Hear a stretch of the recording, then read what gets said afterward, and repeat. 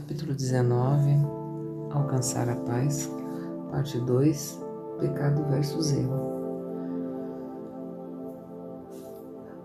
É essencial que o erro não seja confundido com o pecado, e é essa distinção que faz com que a salvação seja possível, pois o erro pode ser corrigido e o errado acertado, mas o pecado, se fosse possível, seria irreversível.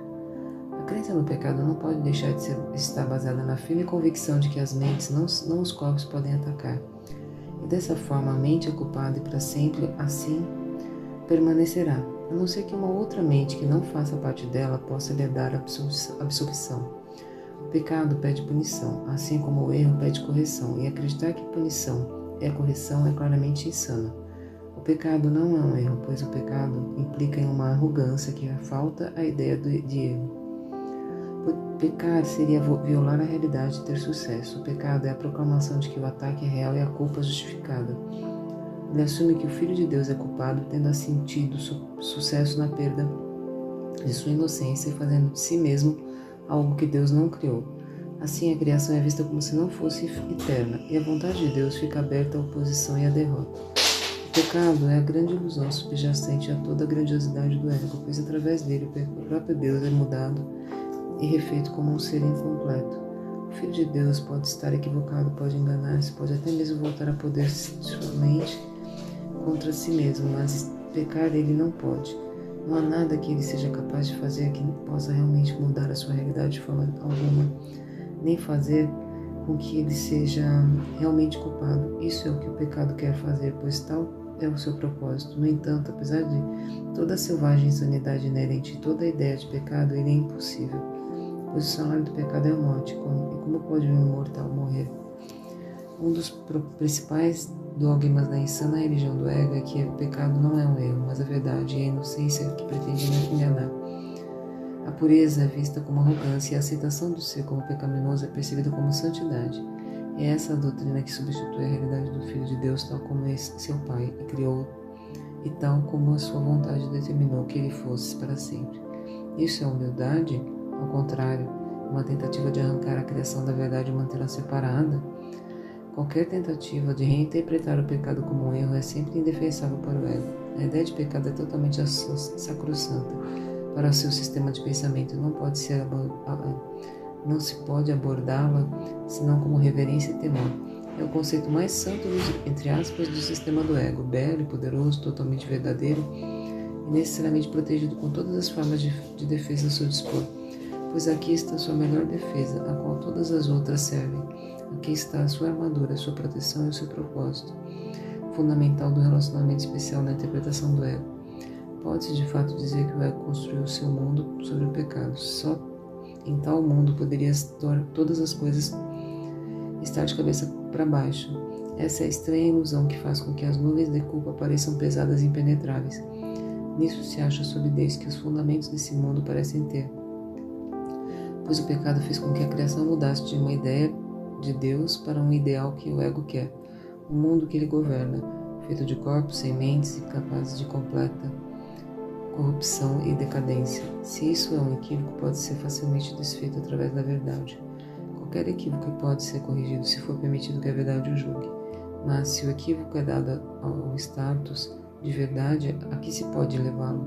A santidade do pecado é mantida em seu lugar, exatamente por meio desse estranho dispositivo. Como a verdade ele é inviolável e todas as coisas são levadas a ele para serem julgadas. Como um equívoco, ele tem de ser levado à verdade. É impossível ter fé no pecado, pois o pecado é a ausência de fé. Entretanto, é possível ter fé na possibilidade de se corrigir um equívoco. Não há nenhuma pedra em toda a cidadela armada do ego que seja mais zelosamente defendida do que a ideia de que o pecado é real, a expressão natural do que o Filho de Deus fez de si mesmo e do que ele é.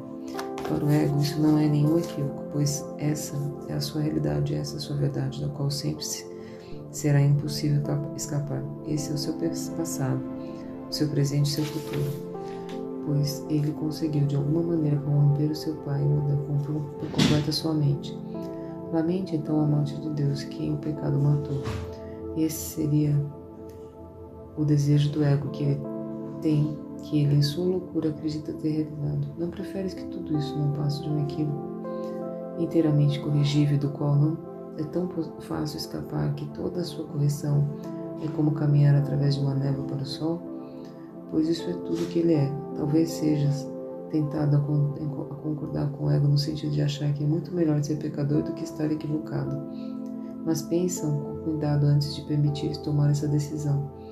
Não a abordes levianamente, pois é a decisão entre o inferno e o céu, ou o céu. Fim da leitura de hoje. Livro de Exercícios, lição 158. Hoje aprenda a dar como recebo.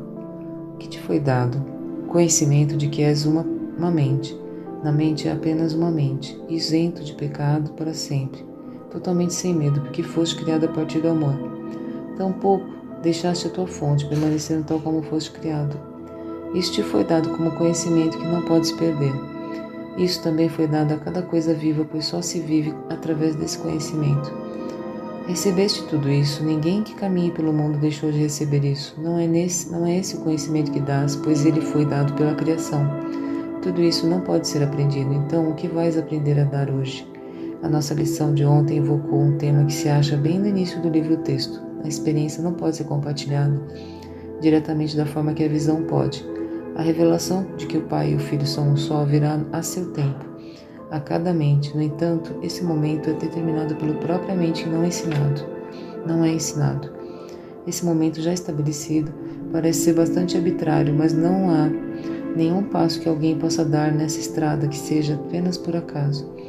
Esse passo já foi dado por ele, embora ele ainda não tenha embarcado nisso, pois o tempo apenas parece ir em uma direção. Estamos apenas empreendendo uma jornada que já chegou ao fim. Todavia, parece reservar um futuro que ainda nos é desconhecido. O tempo é um truque que passa, um passe de mágica, uma vasta ilusão em que figuras vêm e vão por magia. Mas há um plano por trás das aparências que não muda. O roteiro está escrito, o momento em que cada experiência venha a dar fim à tua dúvida já foi estabelecido, pois nós vemos a jornada apenas do ponto de que ela terminou, olhando em retrospectiva, imaginando que a empreendemos novamente, revisando mentalmente o que já se foi. Um professor não pode dar a experiência, pois não a aprendeu. Essa revelou-se a ele no momento indicado, mas a visão é a sua dádiva. Isso ele pode dar diretamente, pois o conhecimento de Cristo não pode estar perdido, porque ele tem uma visão que pode dar a todo aquele que pede. A vontade do Pai e a sua estão unidas no conhecimento. No entanto, há uma visão que o Espírito Santo vê, porque a mente de Cristo também a contempla. Assim se faz a união do mundo de dúvidas e sombras sem o intangível. Aqui um lugar quieto dentro do mundo se faz santo pelo perdão e pelo amor. Aqui todas as contradições são reconciliadas, pois a jornada chega ao fim. A experiência não aprendida, não ensinada e não vista apenas está presente. Isso está além da nossa meta, pois transcende o que precisa ser realizado. O que nos concerne é a visão de Cristo. Isso nós podemos atingir. A visão de Cristo tem uma só lei. Ela não contempla um corpo e a toma por engano pelo Filho que Deus criou. Contempla uma luz além do corpo, uma ideia além do que pode ser tocado, uma pureza não obscurecida por erros, equívocos lamentáveis e pensamentos amedrontadores de culpa que vem dos sonhos de pecado. Ela não vê separação e olha para todas as pessoas, todas as circunstâncias, todos os acontecimentos e todos os eventos sem que a luz que ela contempla diminua de intensidade de forma alguma. Isso pode ser ensinado e tem que ser ensinado por todos aqueles que querem alcançá-la. Requer apenas o reconhecimento de que o mundo nada pode dar que remotamente possa comparar-se a isso em valor, nem estabelecer uma meta que não desapareça simplesmente quando isso tiver sido percebido. E é isso que dás neste dia. Não vejas ninguém como um corpo. Cumprimenta cada um como filho de Deus, que ele é, reconhecendo que ele é um contigo em santidade. Assim os seus pecados são perdoados, pois a visão de Cristo tem o poder de não vê-los. Desaparece no perdão de Cristo sem ser visto pelo Uno. Desaparece simplesmente porque a visão de santidade que está além deles vem tomar o seu lugar. Não importa a forma que tomaram, nem quão enormes aparentam ser, nem quem pareceu ser ferido por eles, os pecados deixaram de ser. E todos os efeitos que pareciam ter desaparecem com eles, desfeitos para jamais serem refeitos. Assim aprendes a dar como recebes, e assim a visão de Cristo também olha para ti. Essa lição não é difícil de aprender. Se lembrares que no teu irmão está apenas vendo a ti mesmo. Se ele estiver perdido no pecado, tu também tens que estar. Se nele vires a luz, os teus pecados terão sido perdoados por ti mesmo. Cada irmão que encontraste hoje te proporciona uma oportunidade para deixar que a visão de Cristo brilhe sobre ti e te ofereça a paz de Deus. Não importa quando vem a revelação, pois ela não está no tempo, mas o tempo tem ainda uma dádiva a dar, na qual o verdadeiro conhecimento se reflete de um modo tão precioso ou tão preciso, que a sua imagem é compartilha da sua santidade invisível. O que lhe é semelhante brilha com o seu amor imortal. Hoje praticamos ver os olhos de Cristo e pelas santas dádivas que damos, a visão de Cristo também nos contempla. Fim da leitura do exercício de hoje.